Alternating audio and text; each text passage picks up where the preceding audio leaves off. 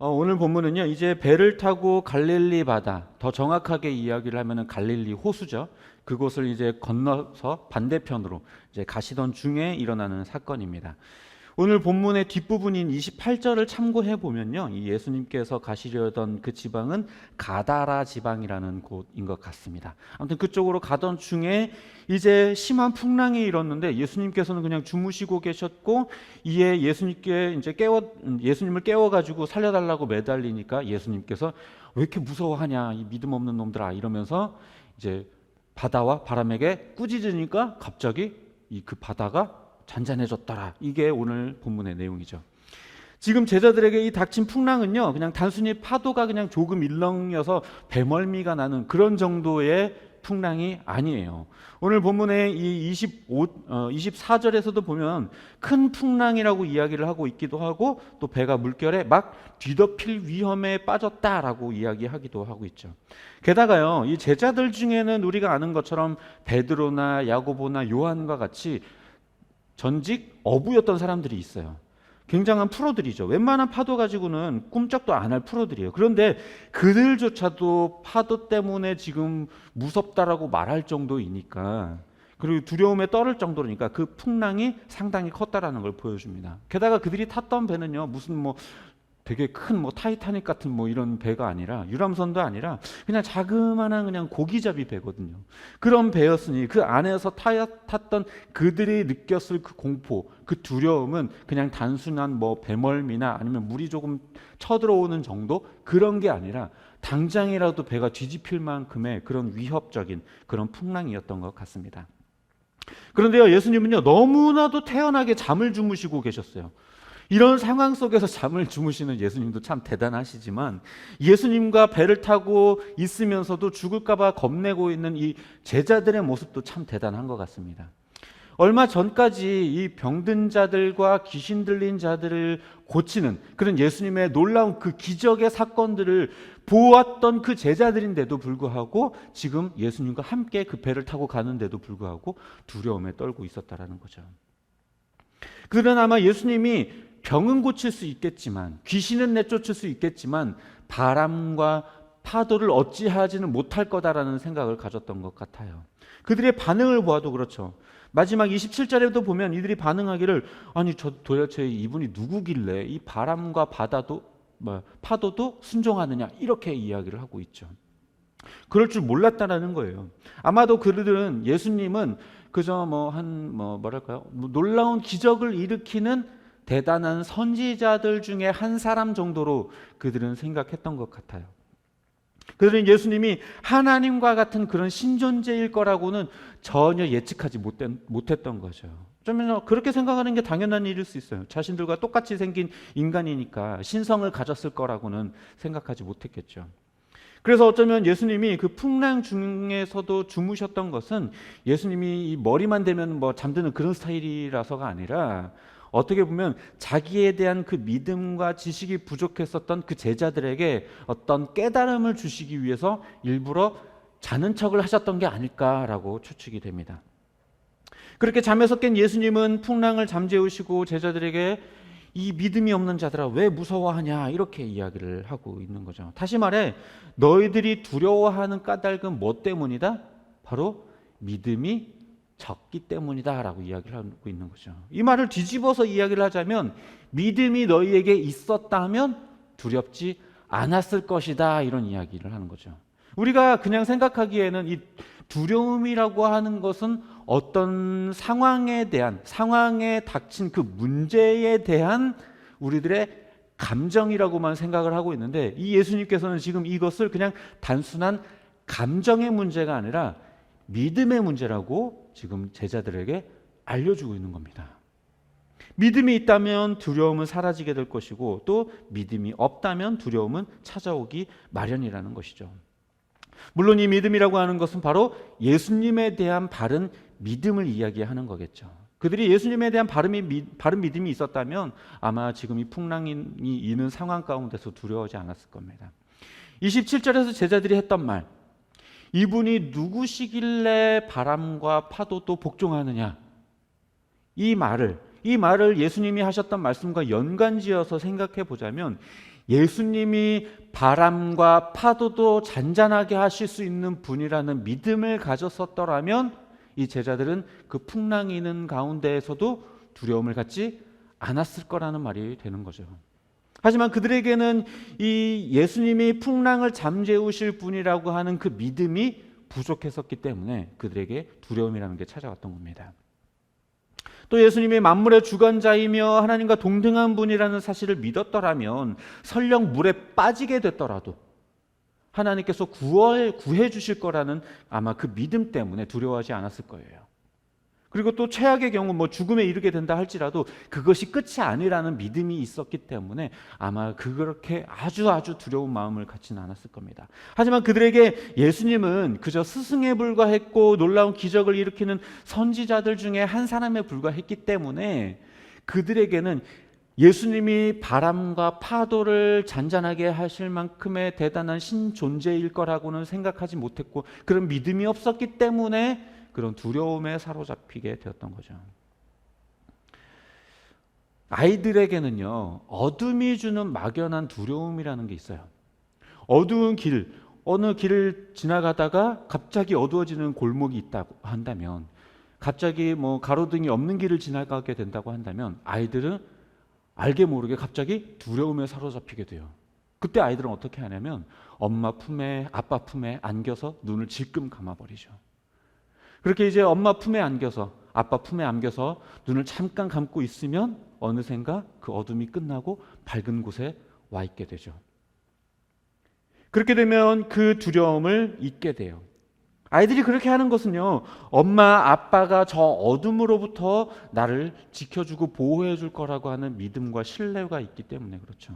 우리 아이들도요, 예전에 밤에 잠들으려고 하면요, 무섭다고 자다 말고, 잔 것도 아니죠. 잠도 못 자고 낑낑대다가 나와가지고 무섭다고 하는 경우가 꽤 있었어요. 물론 요즘은 좀 덜하긴 하지만 엄마든 아빠든 근데 이제 잠자리에 함께 누우면요 스르륵 잠이 들어요. 언제 무서웠냐는 듯이 스르륵 잠이 들어요. 아이들이 그렇게 하는 이유는요, 그런 막연한 두려움이 있지만 부모님이 옆에 있으면 그 두려움을 떨쳐버릴 수 있게 되는 거죠. 부모님에 대한 신뢰가 이 두려움보다 더 크기 때문에 이겨낼 수 있는 거예요. 이처럼 하나님을 향한 믿음이 우리에게 굳건하게 있다라고 한다면 그 어떠한 두려움도 이겨낼 수 있는 것입니다. 다니엘의 세 친구가 그랬어요. 그들은요, 우상 앞에 이제 절을 하거나 아니면 풀무불에 던져져야 되는 이 양단간의 상황에 놓여 있었어요. 그때 그들은 결단하는데 뭐라고 이야기를 하냐면 우리는 절대로 왕의 우상에게 절하지 않겠습니다. 차라리 우리는 풀무불에 던져지을정 절대 절하지 않겠습니다. 우리가 풀무불에 던져지더라도 하나님께서는 우리를 건져 주실 겁니다. 살려 주실 겁니다. 하지만 그렇지 않더라도 우리가 죽게 되더라도 절대로 우리는 그 우상에게 절하지 않을 것입니다 라고 결정을 하죠. 그들의 고백은 이 하나님이 풀무불에서라도 지켜주시겠지만 설령 죽더라도 그것이 두렵지 않다. 우상에게 절하느니 차라리 죽음을 택하겠다. 이런 이야기였던 거죠. 하나님을 향한 그 확고한 믿음으로 죽음의 그 두려움을 이겨낼 수 있었던 거예요. 사실 이게 근데 말이 쉽지 우리에게 닥치면 쉬운 일은 아닐 거예요. 저 역시도 목사이지만 여전히 믿음이 성장하고 있는 죄인이기 때문에 이런 상황에 놓이게 된다고 하면 글쎄요. 차라리 나를 풀무불에 던져라. 이렇게 사실 저는 못할 것 같긴 하지만 우리가 지금 이렇게 확고하게 고백하지는 못하더라도 필요하다면 하나님께서는 우리의 믿음을 그렇게 확정 지으시고 성장시켜 주실 것입니다. 그리고 제가 몇 번 말씀드린 적이 있는 것 같은데요. 교회 오빠라고 하는 다큐 영화가 있었어요. 거기에 등장하는 이 이관희 집사라고 하는 이 사람이 암에 걸리게 되는데요. 마지막 순간에 이제 몸이 삐쩍삐쩍 말라가고 항암 치료를 이제 더 이상 하기 힘든 상황에 놓여서 이제 죽는 날만 기다리고 있었을 그때에 이 사람은 자신의 삶을 비관하지 않고 두려워하지도 않았고요. 도리어 남은 마지막 순간까지 주님이 자기와 동행한다라는 사실을 신뢰하고 담대했어요. 물론 인간이기 때문에 순간순간 때로는 연약한 모습을 드러내기는 했지만 그럼에도 주를 만날 것에 대한 기대를 가지고 도리어 남겨진 아내와 아이를 그렇게 위로하는 그런 모습까지도 보여줬죠. 그렇게 당장 눈앞에 다가온 그 죽음 앞에서도 그가 의연할 수 있었던 것은 다름 아닌 바로 하나님을 향한 확고한 믿음 때문이었습니다. 또 우리가 아는 것처럼요, 성경에 기록된 수많은 순교자들과 또 한국 기독교가 자리 잡기까지 순교당한 수많은 사람들, 그 사람들도 역시 주를 향한 믿음 때문에 자기의 목숨을 내어놓을 수 있을 만큼 그렇게 담대함을 가질 수 있었던 것이죠. 우리가 아는 수많은 성경의 인물들이 그런 역경과 고난 속에서도 흔들리지 않고 담대할 수 있었던 것, 의연하게 대처할 수 있었던 것은 바로 주님을 향한 그 믿음 때문이었습니다. 그 믿음이 그 어떤 시련과 고통, 그 두려움들보다 큰 것이었기 때문에 정말 아무렇지 않게 이겨낼 수 있었던 것이죠. 우리 삶에도요, 이와 같은 풍랑이 일 때가 많아요. 물론 그것이 죽음에 이르게 할 만큼 커다란 것은 아닐지라도 때로는 우리들의 삶을 충분히 뒤흔들어 놓을 만큼 위협적인 것들이기는 합니다. 마음이 낙심되고 막연한 그 낙심과 그 두려움에 사로잡히게 되고 잠을 설칠 만큼 그런 염려와 걱정에 사로잡힐 때도 있습니다. 우리가 그런 풍랑 속에서도 담대하고 당당할 수 있는 힘은요, 다른 것으로 오는 것이 아니라 바로 믿음으로부터 오는 것입니다. 주님이 내 삶에 깊이 개입하며 이끄시고 붙드신다는 것에 대한 그 확고한 믿음이 크다면 그 어떠한 두려움과 염려가 찾아온다 할지라도 그것을 너끈히 이겨낼 그런 힘을 우리는 얻게 되는 것이죠. 하나님을 향한 그 믿음이 크면 클수록, 하나님에 대한 인식이 깊어지면 깊어질수록 우리들의 마음속에 그 평안의 크기도 커지게 되어져 있어요. 드넓은 호수는요, 돌멩이 하나 던졌다고 해서요, 그것이 뭐 대단하게 막 뭔가 큰 변화를 일으키지 못해요. 그저 그냥 살짝 일렁이고 말죠. 호수의 크기가 커질수록 더 그렇습니다.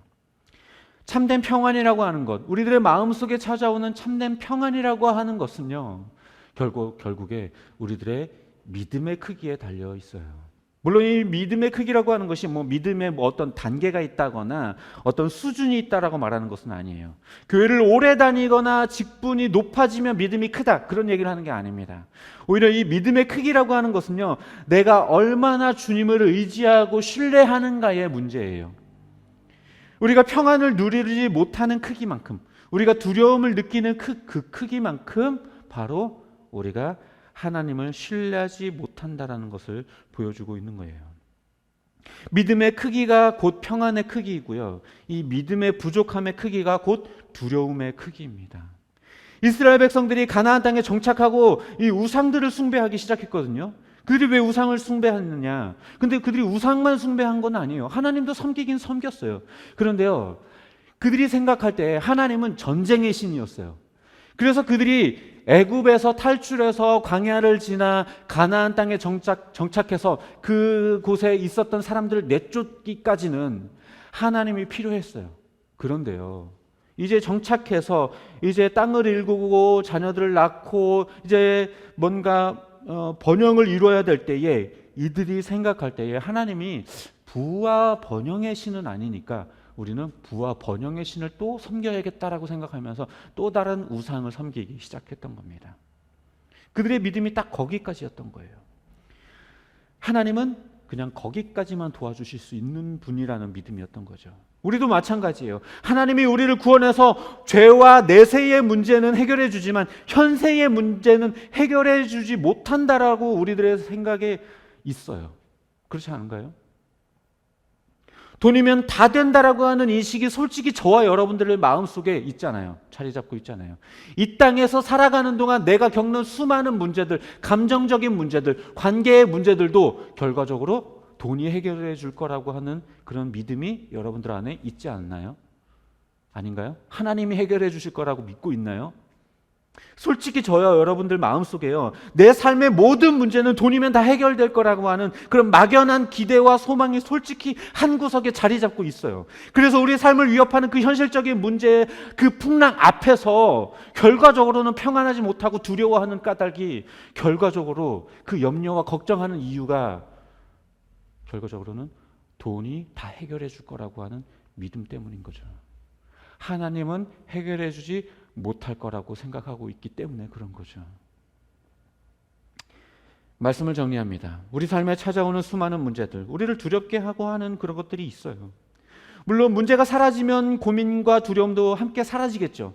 하지만 또다시 문제가 닥치면 또다시 두려움과 염려와 걱정은 또다시 찾아와요. 이게 왜 그러냐면요, 주님을 향한 믿음으로 그 문제들을 이겨내는 게 아니라 돈을 통해서 그 문제들을 해결하고 어떠한 상황의 변화를 통해서 문제를 해결하려고 하기 때문에 그런 것입니다. 결과적으로 삶에 찾아오는 두려움과 염려와 걱정 그리고 낙심의 문제는요, 상황의 문제가 아니라 믿음의 문제예요. 예수님께서 정확하게 지적하고 계신 거예요. 믿음 없는 저들아, 왜 두려워하느냐? 죽음과 죽음을 일으킬 만한 그 풍랑 앞에서 두려워하는 건 어쩌면 당연한 거예요. 그럼에도 불구하고 예수님께서는 다시 말씀하고 계셔요. 이 믿음이 적은 자들아, 어찌하여 두려워하느냐? 여러분들의 삶 가운데 찾아오는 수많은 문제들과 두려운 문제들 상황 가운데에서도 예수님께서는 또다시 말씀하고 계세요. 믿음이 적은 자들아, 어찌하여 두려워하느냐? 상황의 문제가 아니라, 감정의 문제가 아니라 믿음의 문제라는 거예요. 믿음이 모든 것을 이깁니다. 어떤 상황이라도 평안할 수 있는 힘, 그것은 믿음으로부터 오는 거예요. 상황의 변화로부터 오는 게 아닙니다. 칠흑같이 어둡고 거센 풍랑이 일어도 만물의 주관자이신 주님이 우리와 함께 하신다라고 하는 그 믿음만 굳건하다면 결코 두려워할 일이 아니에요. 하나님은 온 세상을 말씀으로 창조하시고요, 온 우주 만물을 다스리는 그런 분이에요. 시편에서 다윗은 고백했습니다. 하나님은 내 빛이며 구원이시니 내가 누구를 두려워하겠는가? 하나님은 내 생명의 능력이시니 내가 누구를 무서워하겠는가? 그렇게 사울 왕으로부터 쫓겨다니고 동굴에서 노숙을 해야 되는 그런 상황 가운데서도 오히려 평안하고 담대하고 당당했어요. 전혀 두려워하지 않았고 떨지 않았어요. 사울을 두려워하지 않았어요. 하나님이 내 편이신데 내가 누구를 두려워하겠는가? 내가 비록 이런 동굴 속에서 살고 있지만, 내가 비록 왕이 되지 못하고 이렇게 쫓겨다니는 신세지만, 그럼에도 불구하고 나는 담대하다. 하나님이 나와 함께 하시기 때문에, 하나님이 나의 왕이시기 때문에. 두려움의 문제는 풍랑이 아니라 믿음입니다. 두려움의 문제는요, 죽음 앞에 놓인 그 위기가 아니라 예수님에 대한 잘못된 알매 위기예요. 평안은 상황에 따른 것이 아니라 믿음에 따른 것입니다. 상황에 따라 변하는 것들은요, 결코 우리에게 완전한 평안을 가져다 주지 못해요. 어떤 상황에서도 변치 않는 우리를 향한 하나님의 그 크신 사랑, 그 사랑에 대한 믿음이 결국 완전한 평안을 가져다 줄 수 있어요. 주님은 졸거나 주무시지도 않고 여전히 우리를 지켜 보호하고 계시며 온전하게 이끌어가고 계세요.